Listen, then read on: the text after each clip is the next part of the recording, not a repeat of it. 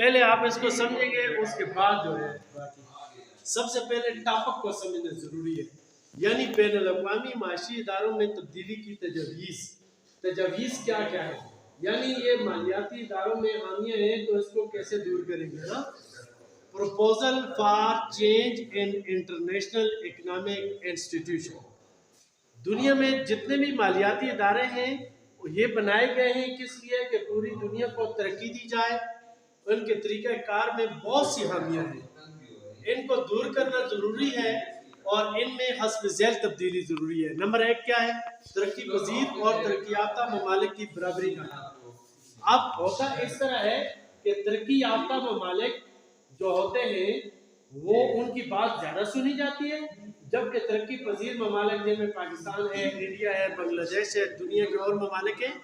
تو ان کی بات اتنی نہیں سنی جاتی۔ دیکھیں دنیا کے شمال میں امیر ترین ممالک ہیں اور جنوب میں کیا ہیں؟ غریب ترین ممالک ہیں۔ دنیا کے مالیاتی ادارے صرف ترقی یافتہ ممالک کو ترجیح دیتے ہیں، ان کی بات سنتے ہیں، ان کی سفارش پر امداد دی جاتی ہے۔ ترقی پذیر اور ترقی یافتہ ممالک کا مرتبہ برابر کرنے کی ضرورت ہے، ان میں برابری ہو، وسائل کا استعمال بھی برابر ہو، وسائل کی فراہمی بھی ایک جیسی ہو، سب کے لیے ایک سوچ رکھیں، سب کے لیے ایک قانون ہو، تب کامیابی ممکن ہے۔ دوسری بات، کمزور ممالک کی برآمدات کی حوصلہ افزائی۔ اب ہوتا ہے اس طرح ہے، کمزور ممالک جو ہوتے ہیں یا تو ان کی چیزیں جو بنتی ہیں اسٹینڈرڈ کی ہوتی نہیں ہیں، اور بھی بہت سے مسائل ہوتے ہیں، تو ان مالیاتی اداروں یعنی IMF ہے اور اسی طریقے سے دوسرے ورلڈ بینک ہے، تو ان کو مالی طور پر کمزور ممالک کی برآمدات بڑھانے کی مدد کرنی چاہیے، اور اسی طرح ترقی ممکن ہے۔ مالیاتی ادارے اس سلسلے میں خوب مدد کر سکتے ہیں، ان میں اصلاحات کر کے اس طرف توجہ دینے کی ضرورت ہے۔ پھر تیسرا پوائنٹ یہ ہے، عالمی خوراک پروگرام اور محصولات میں کمی، یعنی اس طرح کرنا چاہیے کہ عالمی خوراک کا ایک پروگرام ہونا چاہیے۔ یہ مالیاتی ادارے ویسے تو یہ جو اقوام متحدہ ہے اس کا ورلڈ فوڈ پروگرام ضرور ہے، لیکن ان کو بھی ایک پروگرام، اور اسی طرح محصولات جب کسی ایک ترقی پذیر ملک کی چیزیں دوسرے ملک میں جاتی ہیں اس سے ٹیکس کم لینا چاہیے۔ تو مالیاتی اداروں کو اس طرح کر کے یعنی ترقی پذیر ممالک جو ہے ان کی زیادہ مدد ہو سکتی ہے۔ سائنس اور ٹیکنالوجی میں مدد، ترقی پذیر ممالک کا یہی مسئلہ ہوتا ہے، ان میں سائنس اور ٹیکنالوجی جو ہوتی ہے اس میں بھی بہت پیچھے ہوتے ہیں، تو ان مالیاتی اداروں کو چاہیے کہ یہ ان ممالک کی مدد کریں، سائنس اور ٹیکنالوجی میں بھی ان کو آگے بڑھائیں، اس سلسلے میں بھی ان کو قرض دیں، تو اس طرح ترقی پذیر ممالک بھی ترقی کر سکتے ہیں اور اس سے دنیا بھی ترقی کرے گی۔ پھر ہے اقتصادی نظام کی آزادی، اقتصادی نظام آزاد ہو، ہر جو ملک جو کرنا چاہے اپنے لیے اقتصادی نظام، اس میں یہ مداخلت نہ کرے۔ اب اس طرح ہوتا ہے، یہ کہتے ہیں اس طرح کا نظام ہونا چاہیے، سود اس میں لازم ہے، سود میں اضافہ کرو، جبکہ اکثر دنیا کے ملک ہیں جیسے اسلام ہمیں کہ سود سے منع کرتا ہے، لیکن آپ دیکھیں پاکستان بھی اسلامی ملک ہے، یہاں پہ بھی سودی نظام ہے، تو ان کو ان میں مداخلت نہیں کرنی چاہیے۔ جو نظام جو ملک اڈاپٹ کرنا چاہے تو ان کو اس کو آزادی دینی چاہیے۔ پھر ہے فنی اور مالی امداد میں اضافہ۔ فنی امداد یہ ہوتی ہے کہ ایک بندہ ٹیکنیکل ہوتا ہے، وہ بہتر کام کر سکتا ہے، ٹھیک ہے، تو فنی اور مالی یعنی اس سلسلے میں یہ مالی امداد دے کر بھی ان میں بہت زیادہ یعنی ان کو آگے کر سکتے ہیں۔ پھر فیصلہ سازی میں ترمیم، ان کی فیصلہ سازی جو ہوتی ہے ان میں بھی ترمیم کرنے کی ضرورت ہے، یعنی فیصلہ سازی میں ترمیم اس طرح ہو سکتی ہے کہ یہ عالمی ادارے میں ووٹنگ ہوتی ہے کہ کس ملک کو قرض دیں، کتنا قرض دیں، تو اس کا طریقہ کار بھی تبدیل ہو، اور فیصلہ سازی میں سارے ملکوں کو شامل کرنا چاہیے تاکہ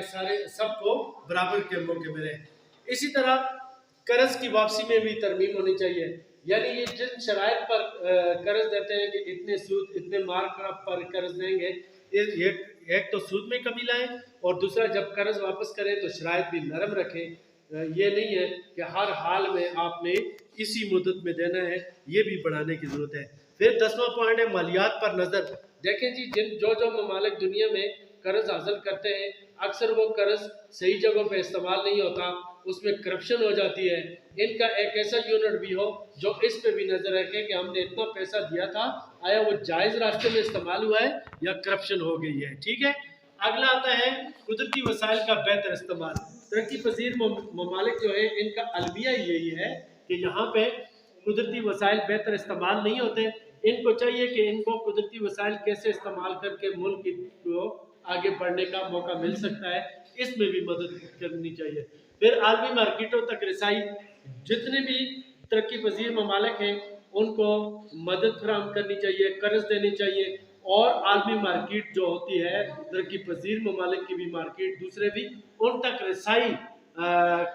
بھی ممکن بنانے کی ضرورت ہے۔ پھر آئی ایم ایف اور ورلڈ بینک کی فیصلہ سازی میں اضافہ، یعنی ان کی فیصلہ سازی جو ہے ان کو انڈیپینڈنٹ کیا جائے، ان کی خود فیصلہ سازی یہ خود کر سکیں،